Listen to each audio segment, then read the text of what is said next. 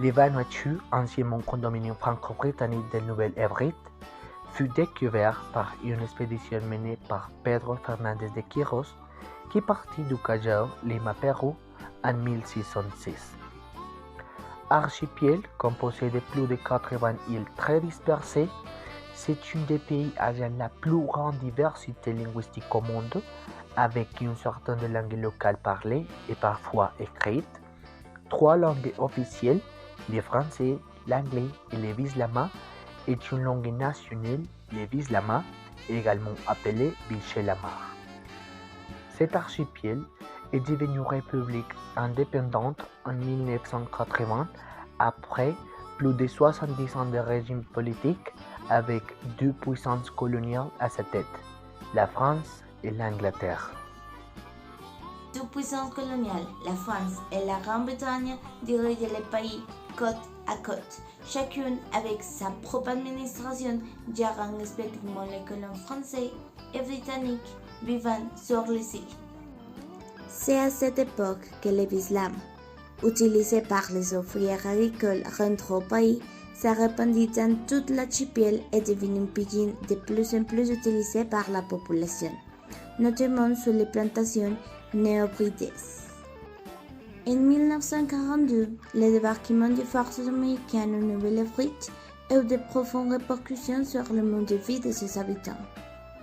À la fin de la Seconde Guerre mondiale, les soldats américains ne laisseraient pas seulement derrière eux des routes, des ponts et d'autres demi-lunes, mais aussi des prises de conscience du mode de vie et des pensées différentes, avec des blancs et des noirs qui travaillaient et mangeaient ensemble, comme le soulignait ce témoignage. C'est également à cette époque que le vislam renoue le contact avec sa langue source, l'anglais, et commence à étoffer son lexique de façon notable.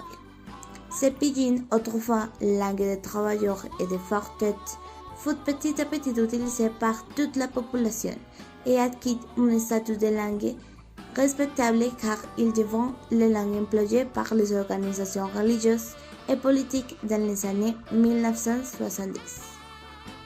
En effet, les missionnaires qui jusqu'alors se servaient plutôt de langue locale pour le prosélytisme et toutes les pratiques religieuses se rendirent compte que l'islam gagnait du terrain.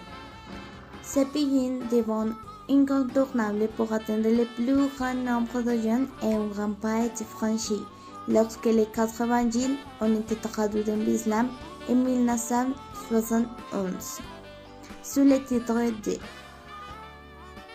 De même, l'islam fut la langue de rassemblement politique et d'unité sur la route qui mena le pays à se libérer du joug colonial, lors de son ascension à l'indépendance en 1980.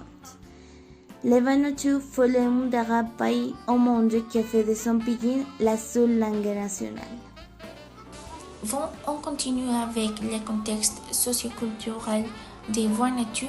Le nom officiel de ce pays est la République de Vanuatu et la capitale est Port Vila. Les langues officielles de Vanuatu sont le vislam, l'anglais, le français et il y a 70 dialectes et langues indigènes.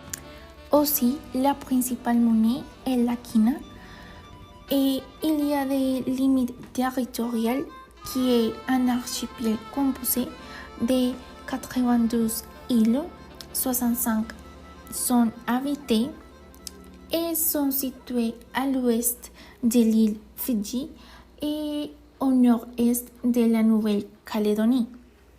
Aussi, la division administrative est composée par 6 provinces qui sont Malampa, Penama, Sadma, Chefa, Tafea et Torba. Les principaux secteurs économiques sont l'agriculture avec 25,3%, l'industrie avec 11,8% et les services avec 60,8%. Et finalement, la population Vanuatu est donc habituée à un environnement plurilingue dans lequel évoluer avec plus ou moins de sens, comme nous allons le voir. Les conséquences des années de reine de l'anglophonie marquent une distinction entre les générations scolarisées avant l'indépendance et celles servent au système éducatif vanuatu.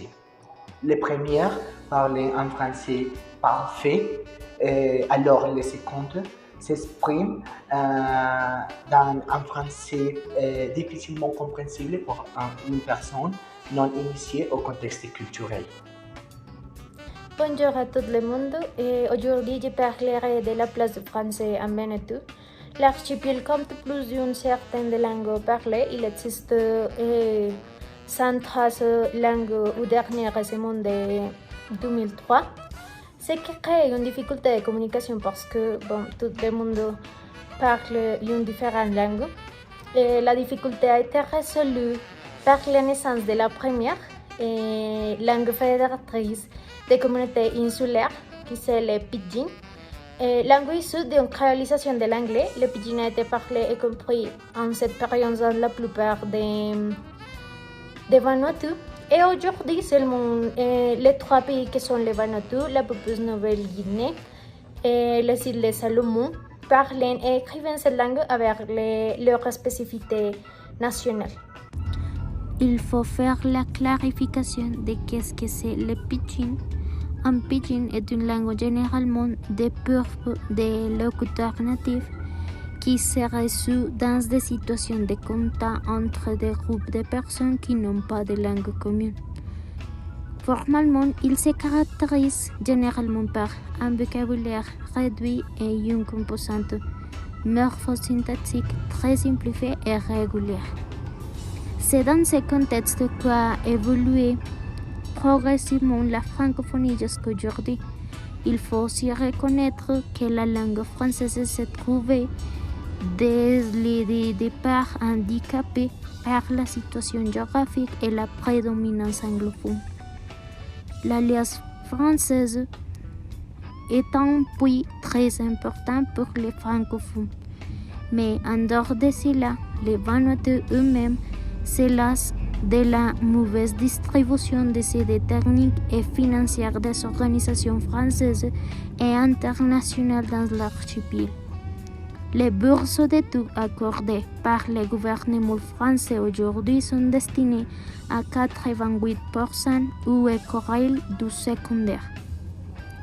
C'est l'offerte pour la préparation d'une licence et d'une maîtrise constituant moins de 2% de l'ensemble des bourses accordées, alors qu'aucune n'est accordée pour la préparation des diplômes du troisième cycle. Les grands efforts des francophones dans la défense de la langue française ne peuvent pas réussir sans l'aide notable de la France à l'égard des personnes de niveau d'études supérieures capables de diriger le pays. Le combat de la francophonie au Vanuatu doit d'abord se gagner dans les auto-sphères de la fonction publique, car c'est de là que se diffuse l'information.